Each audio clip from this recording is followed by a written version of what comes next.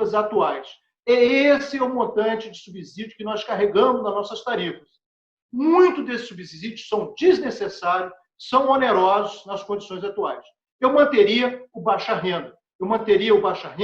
E os recursos que poderiam ser colocados na universalização rural mais onerosa. E, evidente, CCC e essas coisas também não está nem incluído nesses 11 bilhões. Mas, então, esse seria, para mim, um pacote de medidas, tem que ter começo, meio e fim, tem que olhar a figura do todo, tem que ter curtíssimo e curto prazo para exatamente poder fazer com que essa solução ela tenha a participação de todos com o menor impacto possível para o consumidor. Ricardo, muito obrigado. Mas acho que eu dei o cardápio todo aqui. Desculpa se eu fui muito longo nessa exposição. Estou quase te contratando para resolver o problema. Mas é boa contribuição. Obviamente que tem alguns efeitos bumerangues aí, por exemplo, a questão da UBP, que ela, embora ela saia do Tesouro, mas ela vai via CDE, então isso pode gerar uma falta na CDE e um aumento na CDE depois, mais ou menos R$1 bilhão, mas isso é um tema mais detalhado. Eu queria, Daniel, te escutar agora, depois das reflexões que Ricardo colocou, quais seriam os seus elementos adicionais e também já lançar uma pergunta que vai ficar para você e para o Reinaldo também. Qual é o tamanho do problema, né? De quanto a gente está falando, né? É 15 bi, 17 bi, 25 bi, 2 bi, muitos bi para cá, bi para lá, uma hora isso vira dinheiro de verdade. Fala para a gente um pouquinho, Daniel. Primeiro, registrar que as manifestações anteriores, em especial do Ricardo, pela sua experiência e conhecimento do setor, ele listou muitas das alavancas e das alternativas que podem ser analisadas com muito brilhantismo.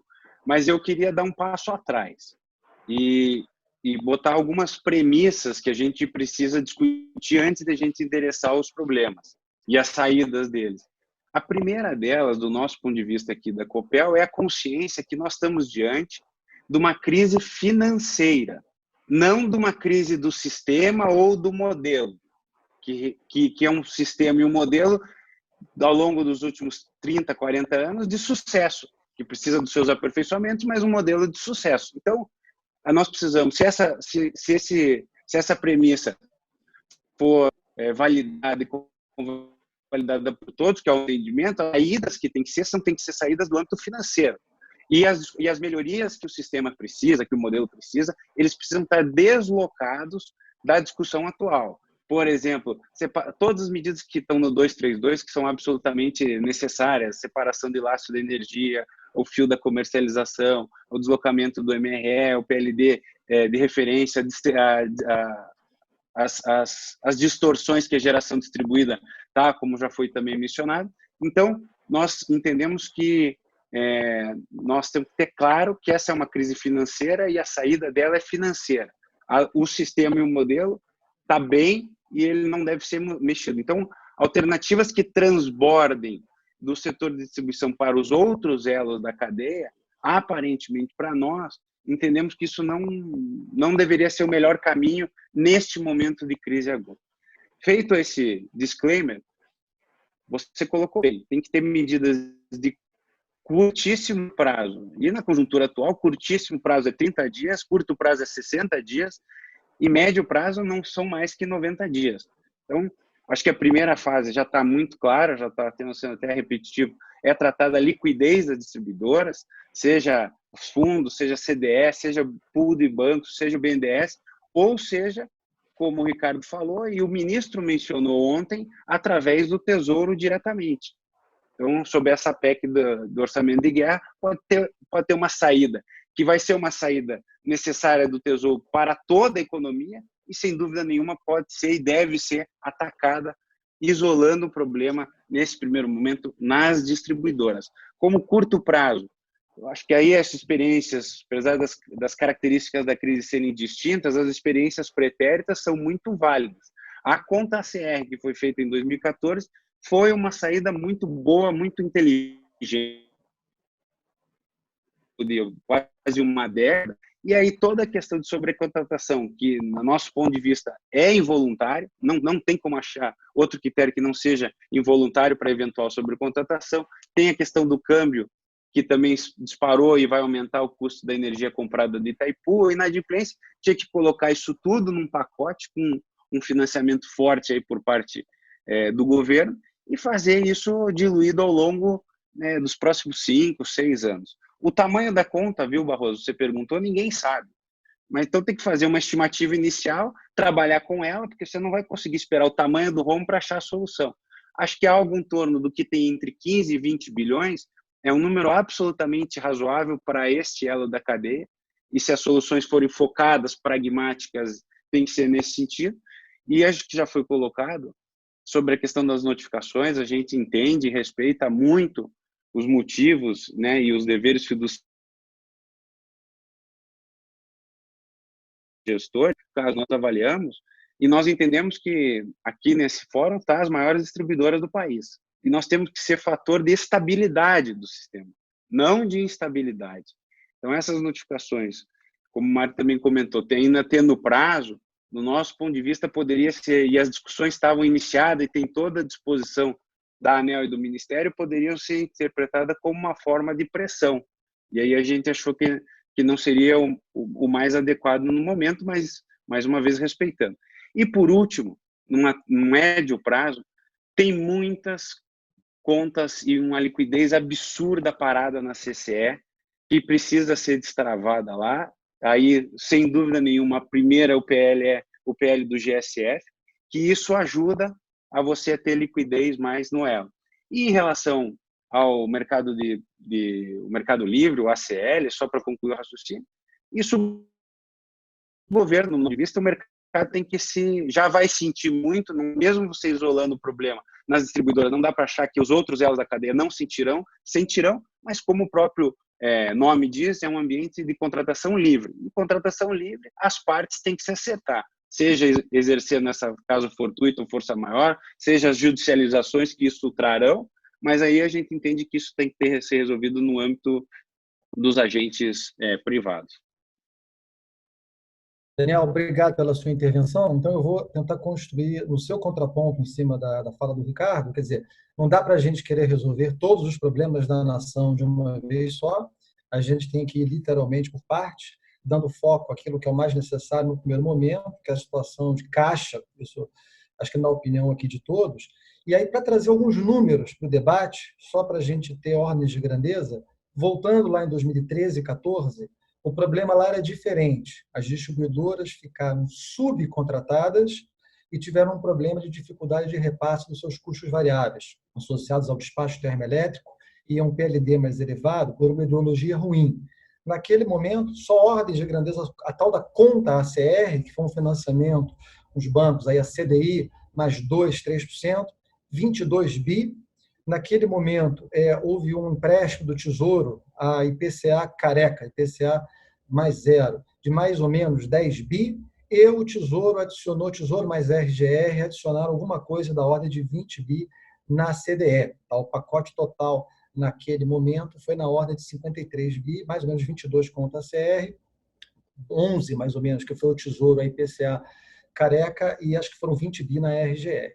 Hoje, quando a gente vê os impactos, mais uma vez, para trazer um número para a mesa, né, uma conta bastante aí de padeiro, se a gente pensar que o faturamento total do sistema ele é da ordem de 300 bilhões de reais, agora 2020, tá na ponta da cadeia, então, mensualizando, 300 divididos por 12, daria 25 bi ao mês. Tá? 25 bi ao mês, se a gente assumir conta de padeiro que some 20%, sumiria 5 bi. Então, 5 bi sumido durante 3 meses daria 15 bi. Tá? Então, uma primeira ordem de grandeza, uma primeira cheiro, porque esses 300 bi eles pagam a cadeia inteira, né? Da cadeia que vai parte tributária, parte de distribuição, transmissão e geração. Então, talvez as contas de padeiro que estejam surgindo, de ser 15 bi, 17 bi, 20 bi, elas sejam refinamentos dessa conta grossa que eu estou fazendo aqui, especulando com vocês nessa discussão. Mas, Reinaldo, aí agora você vai, infelizmente, pagar o preço de ser o último a falar, depois de tanta gente capacitada, que eu vou te perguntar. A solução é sistêmica, o discurso é legal, realmente todo mundo tem que participar da conta e tal. Mas, Reinaldo, como é que a gente não exporta riscos de um segmento para o outro?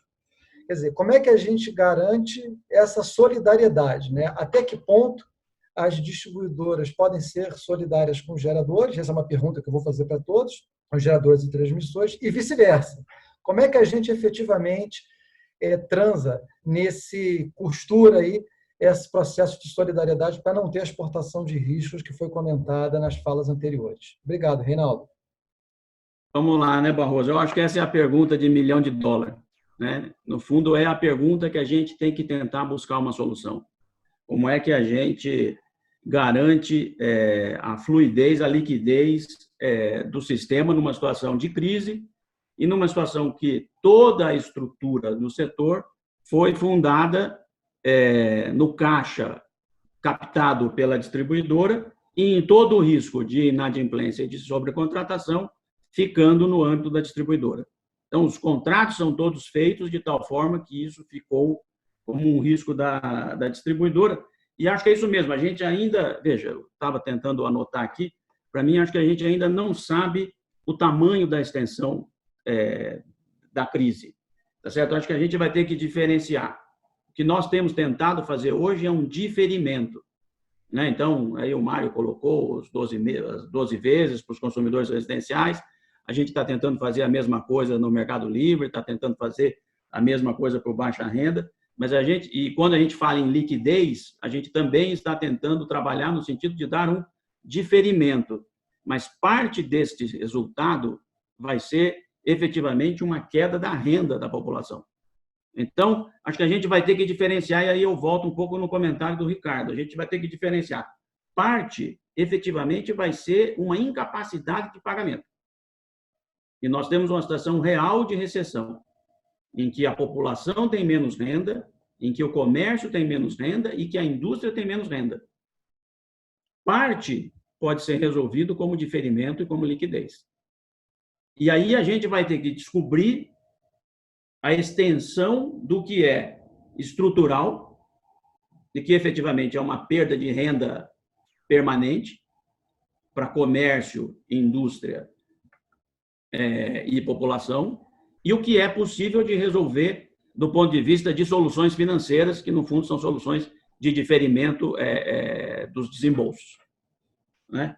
Eu não consigo, obviamente que a gente não tem uma resposta hoje, mas eu diria que aquilo que é estrutural, claramente a gente terá que ter uma participação muito maior do Tesouro.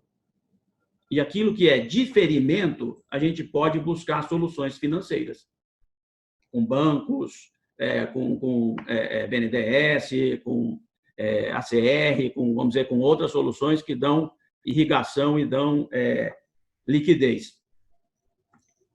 Para o Mercado Livre, eu estou aí muito dentro do que o Daniel está falando. Eu acho que a gente vai ter que trabalhar, de fato, soluções bilaterais e resolver o que efetivamente é redução de renda e o que é diferimento dentro do Mercado Livre, com ganhos e perdas. Eu acho que é meio inevitável. Mas para o mercado regulado, esse é o desafio. Eu reitero aí os comentários do Mário. Eu acho que a gente tem um poder concedente, uma agência muito capacitada, muito técnica. Já passamos por esse tipo de situação no passado, né? Eu mesmo vi cair 75% da receita e, ao final, depois a gente conseguiu resolver, depois da medida provisória 579. Eu vou tentar sumariar dessa forma. Essa, de fato, é a pergunta de $1 milhão. Eu aqui, a gente tem a vantagem de ser integrado, então eu estou vendo um pouco o fluxo, eu estou vendo o que está acontecendo com o caixa da distribuição e estou vendo que não aconteceu nada ainda com o caixa da geração e da transmissão. Mas, obviamente, que eu sei que é uma questão de tempo, né? Então, eu espero que a gente, com um senso de urgência, consiga evitar trasladar esse risco. A gente vê todo dia o que está acontecendo no caixa da distribuição e vê que não tem acontecido nada, ainda bem, vou bater aqui na madeira, no caixa da transmissão e da geração. Mas é algo que temos que ter urgência e eu vou voltar aqui, temos que separar aquilo que é risco estrutural de inadimplência mesmo, que é perda de renda, e aquilo que a gente pode trabalhar do ponto de vista de liquidez e de diferimento. E, portanto, encontrar esse equilíbrio. E a gente vai ter que trabalhar, aí no ponto da Ana, uma situação financeira e uma situação econômica. E a gente não pode esquecer que boa parte desse risco é um risco econômico. Obrigado, Reinaldo. E até porque você comentou, você mencionou a Ana, eu já ia convidá-la também, eu queria que todos comentassem sobre essa questão da solução, e até para dar mais ingredientes à dificuldade da solução do problema, né? A complexidade. Da minha conta de padeiro, os 300 bi que eu estimei aqui, efetivamente sem muita ciência, um terço, mais ou menos, disso é ICMS, a arrecadação. Então, se a mercadoria não circula, você tem um efeito também fiscal aí para os estados, que é bastante importante, né? Mas eu queria, Ana, te escutar um pouquinho sobre essa discussão anterior, não queria deixar você fora dessa, e te fazer uma pergunta adicional em tudo que foi colocado até agora e nessa última fala do Reinaldo. Porque dependendo do tamanho da conta que chegue ao longo dos elos da cadeia, mas ao consumidor, a gente pode ter uma aceleração e uma amplificação daquele efeito da espiral da morte. Porque, no limite, dependendo de como essa conta chegue lá na minha mamãe bota o painel solar e, pum, vai embora da distribuidora. E se o mercado for aberto com muita velocidade, a minha mamãe, pum, vai para o Mercado Livre e a distribuidora fica sobrecontratada. E até eu acho que no espírito do PLS 232, onde a discussão da separação entre lastro e energia ficou muito em evidência, hoje, possivelmente, a discussão sobre os contratos legados da distribuidora vai ganhar mais importância. Então, como calibrar isso? E como é que a gente, Ana, te fazendo a pergunta que eu fiz para o Reinaldo, como é que a gente garante esse processo de solidariedade, de não alocação de uma conta inteira em uma só parte da cadeia? E eu queria depois que Augusto fizesse as suas reflexões também sobre o mesmo assunto, e a gente já está encaminhando aqui para quase 1h30 de debate, com aproximadamente 3.000 pessoas ainda online. Obrigado, Ana. Obrigada. Eu primeiro queria reiterar um ponto aqui, que é o seguinte: o desequilíbrio que se vislumbra na distribuição, que assegura todo o fluxo de pagamentos para geração, para transmissão, para os impostos, para os encargos, etc., é muito importante que a distribuição esteja equilibrada, econômica e financeiramente. Então, esse impacto da crise, muito infelizmente, ele não é um impacto só de ordem financeira, porque, como você colocou, Luiz, eventualmente o inadimplente de agora, ele não vai ter capacidade de pagamento dessas contas lá na frente com muita regularidade, muito embora a regulação da ANEEL tenha sido muito oportuna no seguinte sentido: lá na frente, as distribuidoras serão autorizadas a cobrar as contas que não foram pagas durante o período da crise, com multa e juros, etc. Ok, mas o consumidor terá a capacidade de pagamento adequada para essas contas? Então, isso é um ponto. Quer dizer, a inadimplência estruturalmente pode nos afetar do ponto de vista econômico. No caso de empresas que têm perdas não técnicas elevadas, como é o caso da Light, é de se vislumbrar que alguma elevação de perdas não técnicas possa acontecer durante o período da crise, que vamos ter que correr atrás pós-crise para recuperar, né? Temos a questão da sobrecontratação também, que é uma questão que pode ter impacto econômico também, e a própria perda de mercado.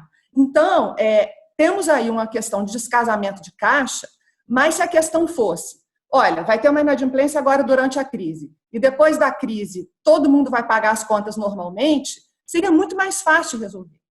Entretanto, esse problema é muito maior, que ele envolve questões de ordem financeira e questões de ordem econômica também. E aí, por isso que eu acho que o Ricardo foi muito feliz, e os outros colegas também que mencionaram esse ponto, que a solução tem que ser uma cesta de soluções. Uma para o caixa, uma para o econômico, ou talvez várias para cada uma das dimensões, olhando as especificidades de cada uma delas. Então, é essa solução que nós estamos aqui tentando construir junto ao governo federal, que é uma solução que não vai ser muito simples, mas que certamente teremos criatividade e capacidade de construí-la, tenho certeza disso. Então, sabemos que a crise é temporária, ainda bem, vai ter data para acabar, a gente não sabe direito quando, mas vai acabar, mas lá na frente as sequelas de ordem econômica vão acontecer e elas têm que ser endereçadas, até porque isso é uma cláusula do nosso contrato de concessão. O regulador, ele nos outorga aquele WOC, aquela taxa de remuneração, em cima de um risco que está totalmente fora de um contexto de pandemia. Então, a gente está trabalhando certamente num cenário excepcional e não é à toa que o Congresso Nacional vai votar a PEC da guerra para que a gente tenha, eventualmente, alguma contabilidade separada no setor público federal ligada aos impactos da pandemia, o que está previsto na própria Lei de Responsabilidade Fiscal, Outro dia eu vi uma entrevista com o Zé Roberto Afonso, ele próprio que criou esse tema todo de arcabouço, de equilíbrio fiscal. Ele diz que nesses momentos existe impacto, existem possibilidades dentro do arcabouço institucional vigente desse impacto ser tratado à parte, né? Agora, com relação a essa questão que você colocou, né, do mercado livre, do painel solar, o que acontece hoje, e a Ângela do nosso regulatório, toda hora ela, muito antes da pandemia, você sabe disso, e você próprio tem a oportunidade de ir na Light para a gente falar um pouquinho sobre isso, existe hoje um desequilíbrio muito grande entre as contas que são pagas pelo consumidor do cativo e pelos consumidores que estão no mercado livre, né? O mercado livre, por exemplo, a gente tem um público aqui mais amplo, o pessoal do setor sabe, mas talvez nem todos os 3.000 e poucos aí que estão ouvindo a nossa conversa tenham ciência disso.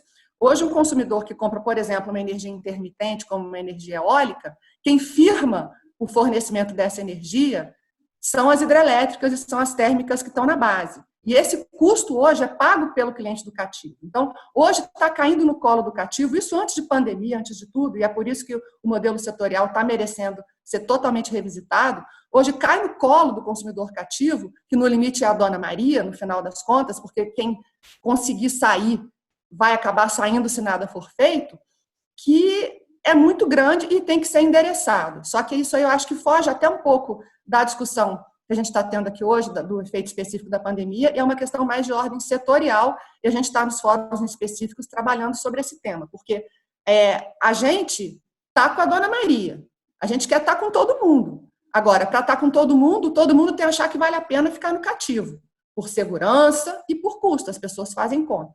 Então, dito isso, eu acho que eu acabei endereçando um pouquinho seus pontos, mas, assim, volto a dizer, é um momento de exceção, o poder público está sensível e é o momento da gente ser criativo e usar todos os nossos neurônios, porque a solução não é simples, ela é temporária, mas ela é financeira e econômica, porque quem está inadimplente hoje, infelizmente, talvez não tenha capacidade de pagamento para pagar à vista com juros depois que a crise acabar. E reequilibrar toda a cadeia. Muito obrigado. Ótimas reflexões. Só para a gente saber como é que a gente está em termos de timing, eu vou pedir para o Augusto fazer a sua intervenção agora, depois eu faço uma pergunta final para todos vocês, rápida, e depois a gente encaminha com as colocações finais de cada um. Augusto, por favor. Olha bem, Barroso, no bojo de tudo isso, o que a gente tem? Você está falando de redução de mercado. Se você olhar aquele último racionamento, o mercado levou 10 anos para ele voltar ao ponto inicial. Tá? Então, quer dizer, é uma questão que esse V, ele não volta logo, ele demora. Você tem o que? Naturalmente, o aumento de perdas. Então, na hora que você tem esse momento agora, que você flexibilizou o corte e tudo, as pessoas, elas se acomodam, elas começam a não pagar suas contas. E há de convir também que na hora que acumula as contas, o poder de pagamento das pessoas é limitado. Então, na hora que acumula, ele vai afetar naturalmente a inadimplência, né? A sobrecontratação, naturalmente, ela está aí, ela vem sobre a gente, tá? E parte irrecuperável da inadimplência. Então, o que a gente vê? Isso vem em decorrência da crise. É por isso que a gente diz que não é justo, não faz parte que só o setor de segmento com seus 18%, 20% pague essa conta sozinho. Então, como solução, o que a gente entende? Um pouco na linha do que o Ricardo falou, da que a Ana falou, dos outros, é a questão do tesouro. Já que é uma solução, tem um problema pandêmico, um problema que envolve o mundo, não envolve só uma cidadezinha lá da Bahia ou do Maranhão, mas envolve todo mundo, o tesouro tem que entrar. Eu concordo com o Ricardo, quem tem. O governo tem uma série de fundos, ele tem que fazer um redirecionamento de fundos de uma forma mais seletiva. Essa questão dos subsídios, isso é impraticável, não dá para a gente conviver com um montante de subsídios que a gente carrega hoje. Tá? Então, a solução da conta CR, eu diria que tem que ser uma conta CR plus, tá? Não adianta aquela solução, porque a CR ela vê um lado do problema, ela não está vendo o problema todo, tá? E a parcela B, o cliente cativo, ele não pode mais pagar isso. O que acontece agora não é questão de você querer ter a decisão de pagar ou não pagar, a questão é condições. Se você olhar o cliente, então, sua mãe daqui uns dias, ela vai pagar essa conta de alguma maneira. Tá? Então, ou a gente agora aproveita para endereçar dentro dessa conta ACR que eu estou chamando, meu ACR Plus, tá? Que é para quê? Para eu verificar essas questões estruturais que estão dentro do problema. E outra coisa, Barroso, eu não entendo como a gente não conseguiu uma solução dividindo um pouco a cadeia. Por quê? Porque a cadeia, na verdade, você não está passando a inadimplência para a cadeia, você está passando apenas um descasamento de caixa. Tá? Então, na hora que essa solução chegar, você vai recompor isso. Mas tem esse momento, você tem um problema de caixa aí nas empresas, um problema acentuado, o problema é grande. Então, por essa razão, passa pelo Tesouro, passa por revisão de subsídios, passa por redistribuir pela cadeia, tá certo? Então, toda é uma cesta de solução que a gente continua discutindo lá com os ministérios, e só que eu estou confiante que a gente vai resolver, porque os 18, 20% não serão suficientes para isso. De novo, a questão da carta foi uma ação preventiva, né, a notificação aos agentes, a gente entende a importância da cadeia, mas eu não vejo saída se a gente não colocar todos esses atores na mesa para resolver o problema juntos. Obrigado, Augusto. Eu queria aproveitar, então, fazer talvez a pergunta final. Ela surgiu algumas vezes aqui no chat, uma pergunta difícil, mas uma resposta breve, sim, não, ou mesmo não discutimos isso ainda. Acho que ela é muito relevante. A empresa de vocês já tem discussão sobre revisão da política de distribuição de dividendos? Queria começar com a Ana. Seguindo a mesma ordem aqui, Ana, Ricardo, Daniel, Mário, Augusto e Reinaldo. A nossa empresa divulgou recentemente a convocação para a Assembleia que vai acontecer, se tudo der certo, no final do mês de abril. E na proposta da administração, a gente propôs que os dividendos fiquem retidos numa conta especial, dadas as incertezas aí do momento da pandemia. Então, isso já é público, está na proposta de administração que foi divulgada ao mercado, tá? Muito obrigado, Ana. Por favor, Ricardo. O Conselho vai deliberar ainda, nós estamos ainda fazendo essas considerações. Ótimo. Daniel. No nosso caso, isso também é público. Na semana passada, nós divulgamos os resultados da companhia. Nos últimos anos, ela sempre veio pagando o mínimo legal, 25%, com a melhora da performance de todos os indicadores, em especial a alavancagem. A gente já estava caminhando para um crescimento bem significativo no pagamento de dividendos, tanto que declaramos um JCP no final do ano já bastante expressivo, maior do que o ano. Só que como chegou a esse momento, nós fomos absolutamente conservadores, reduzimos ao mínimo, o mínimo possível, que já não era mais o mínimo legal, mas sim o mínimo declarado no JCP, e fizemos isso para o pagamento ao longo de 2020, ou seja, até dezembro. É isso que está sendo endereçado na nossa Assembleia aí para abril, ou agora com essa nova perspectiva aí até julho, mais para frente. Mas público, foi uma de segurança e de pagamento. Barroso, só fazer uma consideração. Nós pagamos nossos dividendos hoje, mas nós estamos fazendo uma reconsideração da política para frente. Ok, obrigado. Ricardo, obrigado, Daniel. Mário Ruiz. Tudo bom, Barroso. Bom, nós já tínhamos uma política de pagamento mínimo de 25%. Os juros sobre capital próprio que foram declarados durante 2019 já foram pagos. Temos a Asamblea Geral agora no dia 20 de abril, que está convocada, e não temos discutido nem analisado uma revisão da política de dividendos. A companhia está em uma situação de caixa bastante sólida, nós temos uma política bastante conservadora, estamos com uma disponibilidade da ordem de 11, 12 meses, da ordem de 11 milhões de reais, nos dá 17 meses para todo o grupo, então realmente temos aí uma situação confortável para enfrentar a crise, o qual não significa que não tenhamos preocupação por a preservação desta caixa. Obrigado, Mário. Augusto, por favor. O próprio perfil da Equatorial, Barroso, ao longo do tempo, se você olhar, a gente sempre, uma empresa que está em franca expansão equatorial, a gente tem sempre buscado distribuir o mínimo.